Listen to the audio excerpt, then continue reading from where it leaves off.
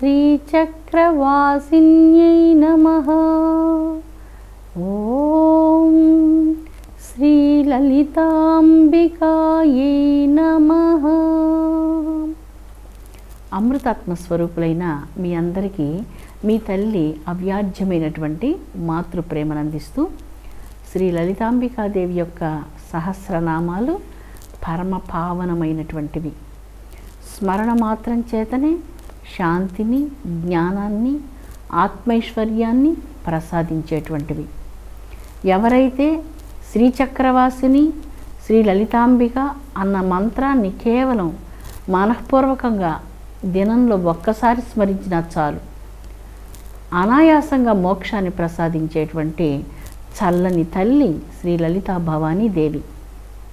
లలిత అనగా లాలిత్యమైనటువంటిది, చాలా కోమలమైన స్వరూపం కలిగినటువంటిది, కోమలాతి కోమలమైనటువంటి హృదయం కలిగినటువంటిది, అంతకంటే మించినటువంటి కారుణ్యం కలిగినటువంటిది, దయకు సముద్రాల వంటిది, కోట్ల సముద్రాల వంటి దయ కలిగినటువంటిది, లెక్క పెట్టుటకు సాధ్యం కానంతటి కోట్ల కోట్ల కోట్ల కన్నతల్లుల ప్రేమను కలిగినటువంటిది. ఇట్టిది అని వర్ణించుటకు సాధ్యం కానటువంటిది లలితాంబికాదేవి యొక్క నామాల మహత్వము. ఒక్క నామస్మరణమే చాలు మోక్షాన్ని ప్రసాదిస్తుంది. శ్రీమాత, శ్రీలలిత అంటేనే చాలు. ఆ లలితా సహస్రనామాల యొక్క పావనమైనటువంటి పారాయణ పూర్ణ ఫలాన్ని ప్రసాదించేటువంటిది జగజ్జనని. తటిల్లత సమరుచి. లోకజనని నల్లని మేఘమునందు తటాలున మెరుపు మెరిస్తే ఎలా ఉంటుంది? ఆ మెరుపు చాలా జాజ్వల్యమానంగా క్షణకాలం మెరుస్తుంది. ఆ మెరుపు చాలా దేదీప్యమానంగా ఉంటుంది, కాంతివంతంగా ఉంటుంది, మిక్కిలి వేగం కలిగినటువంటిది. అనంతమైనటువంటి దహరాకాశంలో దివ్యమైనటువంటి మేఘ జ్యోతి శ్రీ లలితా భవానీదేవి. మన హృదయం అమ్మవారికి దహరాకాశం. ఆ దహరాకాశంలో దివ్య మేఘ జ్యోతి శ్రీ లలితా భవానీదేవి. భక్తుల అంతరంగంలో తటాలున మెరుపు వలె కోటి సూర్య తేజస్సుతో, కోట్ల మెరుపుల కాంతితో జాజ్వల్యమానంగా వెలుగొందేటువంటి మహత్తర శక్తి. శృతి ఇలాగా వర్ణిస్తుంది జగజ్జనని యొక్క దివ్య చరణారవిందాన్ని గురించి. ఏ విధంగా గోమాత తన యొక్క క్షీరధారలను తన వత్సానికి అంటే శిశువునకు ప్రసాదిస్తూ ఎంతగా క్షీరాన్ని తీసుకుంటుంటే అంతంతగా ఆ క్షీరాన్ని అలాగా తన దూడకు ప్రసాదిస్తూ ఉంటుందో, జగజ్జనని యొక్క దివ్య పావన పాదారవింద స్మరణం కోటి కోటి అమృత స్రవాలను అనగా బాగా సాంద్రమైనటువంటి జడివాన కురిసినప్పుడు ఎలా ఉంటుందో అలాగా జగజ్జనని యొక్క చరణము అమృతపు జడివానను కురిపిస్తున్నది అంటూ శృతి వర్ణిస్తుంది. చాలా అద్భుతమైనటువంటిది. అందుకే సుధాసారాభివర్షిణి అన్నటువంటి మంత్రంలో ఆ జడివాన బ్రహ్మానంద సుఖాన్ని ప్రసాదించేటువంటి అమృతపు జడివాన. భక్తుడు ఎక్కడైనా కూర్చొని మీరు అమ్మను ప్రార్థించని, మీరు ఎక్కడో ఒక చిన్న కుటీరంలో కూర్చొని ప్రార్థించని, ఎక్కడ మీరు ప్రయాణం చేస్తూ కూడా ప్రార్థించని, ఏ రాత్రి సమయంలో నిద్ర రాకుండా అలా అనుకోని విధంగా మేల్కొని అలాగే కూర్చొని అమ్మను మీరు భక్తితో ప్రార్థిస్తున్నప్పుడు మీ హృదయాకాశంలో తటిల్లత కోటి మెరుపుల కాంతి వలె ఆ దివ్య జనని అలా విరాజిల్లుతూ అమృత వర్షాన్ని కురిపిస్తుంది. షట్చక్రో పరిసంస్థిత. అమ్మవారి యొక్క స్థానాన్ని గురించి ఈ మంత్రరాజ్యం వర్ణిస్తున్నది. మూలాధార కమలం, స్వాధిష్టాన కమలం, మణిపూర కమలం, అనాహుత మహాకమలం, విశుద్ధి కమలం, ఆజ్ఞాచక్ర కమలం. ఈ కమలాలన్నీ కూడా 6 చక్రములు, షట్చక్రములు. ఈ చక్రములకు పైన ఉన్నటువంటి చక్రము సహస్రార చక్రం, సహస్రార కమలం. షట్చక్రములకు ఆవలి భాగంలో సహస్రారంలో భైందవ స్థానంలో విరాజిల్లునటువంటి మహా చైతన్య శక్తి స్వరూపిణి జగజ్జనని షట్చక్రో పరిసంస్థిత. ఈ 6 చక్రాలను దాటి 7వ చక్రంలో సహస్రార కమలంలో కోట్ల సూర్య ప్రకాశమానంతో విరాజిల్లునటువంటి లలితాభవానీ దేవికి నమస్కారం అంటూ ఈ మంత్రరాజము జగదంబ యొక్క దివ్యత్వాన్ని, అమ్మ యొక్క స్థానాన్ని గురించి వర్ణిస్తూ ఉన్నది. మహాశక్తి, అద్భుతమైనటువంటిది మంత్రం. 4 బీజాక్షరములతో ఉన్నటువంటి ఈ మంత్రము మహా అనగా ఉత్సవము అని ఒక అర్థం వస్తుంది. శక్తి ఇష్టం కలిగినటువంటిది, ఉత్సవమునందు ఆసక్తి కలిగినటువంటిది. శక్తి అంటే ఆసక్తి కలిగినటువంటిది. నేను ఈ మంత్రాన్ని మనం అలాగ తీసుకుంటే ఎక్కడికో తెలియనటువంటి ఒక గమ్యానికి వెళ్ళిపోతాం. మనం చాలా పొరపాటు పడినటువంటి వాళ్ళం అయిపోతాం. మహాశక్తి అంటే ఈ జగత్తంతటా ఆవరించి ఉన్నది. స్థావర జంగమాత్మక సృష్టి సర్వమునందు, అణువణువునందు, కణకణమునందు అంతటా ఆవరించి ఉన్నది. అమ్మను విడదీయుటకు సాధ్యం కానటువంటిది. ఇదిగో ఈ పదార్థంలో లేదు, ఈ పదార్థంలో మాత్రమే ఉన్నది అని చెప్పుటకు, విడదీయుటకు సాధ్యం కానటువంటి మహా చైతన్య దివ్య శక్తి అలాంటిది ఆ జగజ్జనని. ఇక్కడ ఉత్సవము అన్నటువంటి అర్థానికి మనం తీసుకున్నప్పుడు అఖండమైనటువంటి సహస్రార కమలమునందు శివశక్తి ఐక్య స్వరూపంగా ఉండుటకు ఆ సంగమమునందు ఇష్టము కలిగినటువంటిది, ఆసక్తి కలిగినటువంటిది అని అర్థం. అనగా శివశక్తి ఐక్య స్వరూపిణి అని ఇక్కడ అర్థం. ఒక దినాన్ని మనం తీసుకున్నప్పుడు ఉదయం 6 గంటల నుంచి సాయంకాలం 6 గంటల వరకు పురుష సమయం. అనగా ఉదయం 6 గంటల నుంచి సాయంకాలం 6 గంటల వరకు బాగా సూర్యోదయ సమయం నుంచి సూర్యాస్తమయ సమయం వరకు మానవులు, పశువులు, పక్షులు, జంతువులు అందరూ కలిసి పని చేస్తూ ఉంటారు. ఇదంతా కూడా పని చేసేటువంటి సమయం. సాయంకాలం 6 గంటలకు ఇల్లు చేరుకోగానే పక్షులన్నీ కూడా కలకలారావాలు చేస్తూ మధురమైనటువంటి పక్షి సంగీతాన్ని పాడుతూ దైవాన్ని కీర్తిస్తూ ఉంటాయి. చాలా అపురూపమైనటువంటిది అనుభూతి. వేలాది పక్షులు, లక్షలాది పక్షులు అన్నీ కలిసి భగవంతుని యొక్క గుణగానాన్ని చేసే సమయం సంధ్యా సమయం. అలాగే ప్రాతకాలంలో కూడా పక్షులన్నీ కలిసి దైవనామ సంకీర్తనాన్ని చేస్తూ ఉంటాయి. సాయంకాలం వరకు పనిచేసి ఇంటికి రాగానే అలసిపోయినటువంటి వారికి గృహం విశ్రాంతి స్థానం, విశ్రాంతిని ప్రసాదించేది కనుక సాయంకాల సమయము కన్నతల్లి ఒడి లాంటిది. కన్నతల్లి వయస్సు కోట్ల కల్పాలు. సాయంకాలము అన్నటువంటి స్వరూపంతో కన్నతల్లి జీవకోట్లందరికీ తన చల్లని ఒడిలో విశ్రాంతిని, తర్వాత నిద్రను ప్రసాదిస్తుంది. భోజనం చేసిన తర్వాత అందరూ చక్కగా ఆ చల్లని నిద్రాదేవి ఒడిలో విశ్రాంతిని పొందుతున్నారు. యాదేవి సర్వభూతేషు నిద్రారూపేణ సంస్థిత, క్షుధారూపేణ సంస్థిత, శాంతి రూపేణ సంస్థిత అంటూ అమ్మ మంత్రాలు ఉన్నాయి. సాయంకాల సమయమే విశ్రాంతి సమయం, శాంతి సమయం. తల్లి ఒడిలో విశ్రాంతిని తీసుకునేటువంటి సమయం. క్షుధారూపేణ సంస్థిత, ఆకలితో ఉన్నటువంటి వారందరికీ తల్లి భోజనం పెట్టేటువంటి సమయం. యాదేవి సర్వభూతేషు నిద్రారూపేణ సంస్థిత, అందరికీ చల్లని తన ఒడిలో నిద్రను ప్రసాదించేటువంటిది ఆ సాయంకాల సమయం, రాత్రి సమయం. ఈ రాత్రి సమయమే అమ్మ యొక్క స్వరూపమై ఉంది. రాత్రి 12 గంటల సమయం శివశక్తి ఐక్యమయ్యేటువంటి సమయం.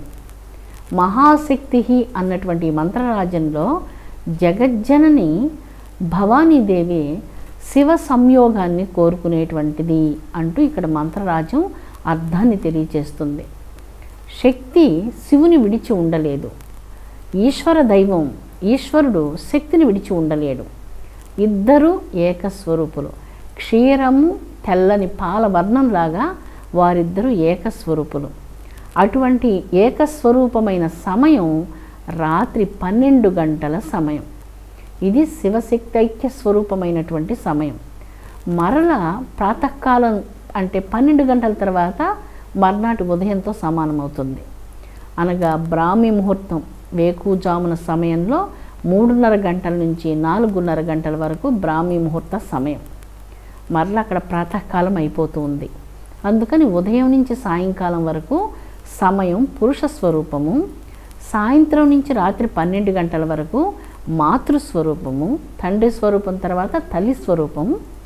ఇక్కడ కాలంలో కూడా రాత్రి సరిగ్గా 12 గంటల సమయము శివశక్తి ఐక్య స్వరూపమైనటువంటిది ఆ సమయం. మహాశక్తి అన్నటువంటి ఈ మంత్రంలో చాలా అద్భుతమైనటువంటి అర్థం ఉంది. శివునితో జగజ్జనని సంయోగం పొందేటువంటిది, అందువలన ఆ దేవిని మహాశక్తి అన్నారు. మహా అన్నటువంటి దానికి అగ్ని తేజస్సు అని అర్థం. అగ్ని తేజస్సునందు మిక్కిలి ప్రీతి కలిగినటువంటిది. ఆ అగ్ని తేజస్సే శివ తేజస్సు. అందువలన కాలాగ్ని రుద్ర స్వరూపం ఈశ్వరుడు. కాలాగ్ని రుద్రాయ నీలకంఠాయ మృత్యుంజయాయ సర్వేశ్వరాయ సదాశివాయ శంకరాయ శ్రీమన్ మహాదేవాయ నమః అంటూ రుద్రంలో కీర్తించబడినటువంటి పరమేశ్వరుడు కాలస్వరూపుడు. ఆ శివశక్తైక్య స్వరూపమైనటువంటిది అర్ధరాత్రి 12 గంటల సమయం. అందుచేతనే ఇక్కడ జగజ్జనని అగ్ని తేజస్సునందు ఆసక్తి కలిగినటువంటిది, ప్రీతి కలిగినటువంటిది అని అర్థం. ఏ అంతరంగంలో అగ్ని తేజస్సు ప్రజ్వరిల్లుతుందో, అంటే భక్తి అగ్ని, జ్ఞానం అనేటువంటి అగ్ని ప్రజ్వరిల్లుతుందో ఆ అగ్నినందు ప్రీతి కలిగినటువంటిది అని అక్కడ అర్థం వస్తుంది. మన అంతరంగాలు అటువంటి భక్తితో, అటువంటి అగ్ని తేజస్సుతో జాజ్వల్యమానంగా విరాజిల్లాలి. మహాశక్తి అంటే ఉత్సవమునందు ఆసక్తి కలిగినటువంటిది అని బాహ్యంగా అర్థంగా వచ్చినప్పటికీ, ఉత్సవము అన్నప్పుడు ఇక్కడ అఖండమైనటువంటి శివ చైతన్యంతో మంగళకరమైనటువంటి అగ్ని తేజస్సుతో లీనమయ్యేందుకు మిక్కిలి ప్రీతిని కలిగినటువంటి తల్లి కనుక మహాశక్తి. అంతటను అన్నిటను ఆవరించి ఉన్నందువలన దేని నుండి తల్లిని విడదీయుటకు సాధ్యం కానటువంటిది కనుక మహాశక్తి అంటూ ఇక్కడ కీర్తించబడింది. తర్వాతి మంత్రం విచిత్రమైనటువంటి మంత్రం, కుండలిని. ప్రతి జీవిలో ఉన్నటువంటిది ఈ యొక్క కుండలిని శక్తి. అయితే జీవుల యొక్క కర్మలన్నీ కూడా పరిహారం కానంత వరకు ఈ కుండలిని అన్నటువంటి మాటను వినేందుకే మనకు సాధ్యం కాదు. ఆ కుండలిని ఎక్కడ ఉంది, ఇదంతా నేను నమ్మను, వీటి మీద నాకు నమ్మకం లేదు అంటూ అలా మాట్లాడుతుంటారు. కొంతమంది బాల్యం నుంచి ఈ కుండలిని అన్నటువంటి తత్వాన్ని గురించి విని దానిని గురించి ధ్యానించి ఆ కుండలిని శక్తిని అనుభూతి పొందినటువంటి పుణ్యపురుషులను అనుగ్రహించేటువంటి జగజ్జనని శ్రీ లలితా భవాని. ఈ లలితాంబిక సహస్రనామాలలో కుండలినియే జగన్మాత యొక్క స్వరూపంగా చెప్పబడింది. కుండలిని అనగా చెవుల యందు 2 కుండలములను ధరించినటువంటిది, మణులతో మాణిక్యాలతో అపురూపమైనటువంటి దివ్య ఆభరణములనేటువంటి కుండలములను ధరించినటువంటిది అని ఒక అర్థము. కుండలిని అనగా చతురస్త్రము అని ఒక అర్థము. త్రికోణాకారంగా ఉన్నటువంటి కుండలిని మండపంలో కుండలిని చైతన్య శక్తిగా ఉన్నదని ఒక అర్థము. మరొక అర్థంలో ఐంకారమే కుండలిని. ఐం అన్నటువంటిది మహాసరస్వతి దేవి యొక్క బీజాక్షరం. ఈ బీజాక్షరమునే ఇక్కడ కుండలిని శక్తిగా వర్ణిస్తూ ఉన్నారు. అనగా కుండలిని జ్ఞానస్వరూపిణి, శక్తి స్వరూపిణి. ఇక్కడ జగజ్జనని మహాసరస్వతి దేవి ఐంకార స్వరూపమైనప్పుడు తల్లి జ్ఞానశక్తి అవుతుంది. ఆ జ్ఞానశక్తికి అటు ఇటు ఉన్నటువంటి 2 శక్తులు ఇచ్ఛాశక్తి, క్రియాశక్తి అని చెప్పుకోవచ్చు. ఆ ఇచ్ఛా క్రియాశక్తులను పూర్వజన్మల పుణ్యం వల్ల కలిగించి ఈ జన్మలో ఐం అనేటువంటి బీజమంత్రాన్ని ధ్యానించేందుకు అవకాశాన్ని ప్రసాదించేటువంటి జ్ఞానశక్తి స్వరూపిణియే మహాసరస్వతి. ఐం అన్నటువంటి బీజమంత్ర రూపంలో కుండలిని శక్తిగా ఈ తల్లియే విరాజిల్లుతున్నట్లుగా వేదాల్లో మనకు అనేక రకాలైనటువంటి దివ్య మంత్రాలు ప్రబోధిస్తూ ఉన్నాయి. కుండలిని అంటే కుండలాకారం కలిగినటువంటిదై మూలాధార పద్మంలో ఉంటుంది. ఈ శక్తి జీవశక్తి. మూలాధారమునందు ఆత్మ తేజస్సు అగ్నిస్వరూపమై ఉంటుంది. ఆ తేజో మధ్యమునందు కుండలిని అన్నటువంటి ఈ శక్తిని జీవశక్తి అంటారు. ఈ శక్తి ప్రాణాధారమైనటువంటి శక్తి. ఈ శక్తి తేజోమయమైనటువంటి శక్తి. 3.5 చుట్టలు చుట్టుకొని పరుండిన పాము వలె మిక్కిలి కాంతివంతమైనటువంటిది ఈ తేజస్సు. యోగం చేయడం వలన ఈ కుండలిని మిక్కిలి ధ్వనించుచు సుషుమ్నా నాడి మధ్య ప్రదేశమునందు ప్రవేశిస్తుంది. ఎవరైతే ఈ కుండలిని యొక్క ధ్వనిని వినిపించుకోలేరో, ఎవరికైతే ఈ కుండలిని ధ్వని అసలు వినిపించదో, వారు పదే పదే ఈ జననము మరణం అనేటువంటి ఈ సంసార చక్రమునందు కోటాను కోట్ల సార్లు పరిభ్రమిస్తూ ఉంటారు. పరిమళానికి పూల గుత్తి వలె మనస్సునకు కుండలిని శక్తి జీవం వంటిది.